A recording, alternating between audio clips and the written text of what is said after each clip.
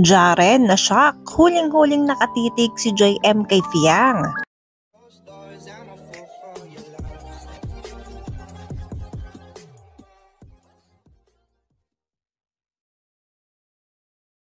Mukhang hindi na nga matatago mga ka-DJ ni JM na tila may feelings na nga talaga siya kay Fiang. Kasi mismo mga kapwa housemates sila napapansin ng pagiging clingy na nga ni JM kay Fiang na dati hindi naman niya ginagawa dahil puro si Fiang ang dumada moves. Pero mukhang nag-ibang ihip ng hangin ngayon mga ka-DJ dahil puro si JM na ang dumada moves ngayon at tila napapansin na ito ng mga iba't ibang housemates. At isa na nga dito mga ka-DJ si Jaren.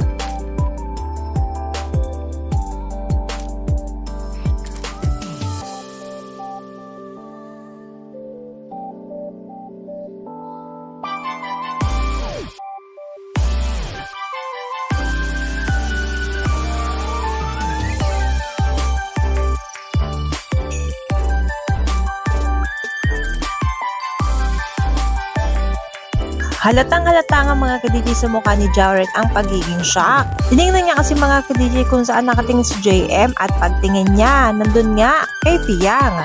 At tinignan niya ulit si JM pabalik na tila na nga asar. Panawagan mga ka-DJ, nominated si Fiang kaya ito na yung pagkakataong isave mo siya. Narito ang exact instructions para makaboto ka. Huwag mo kakalimutan isave siya.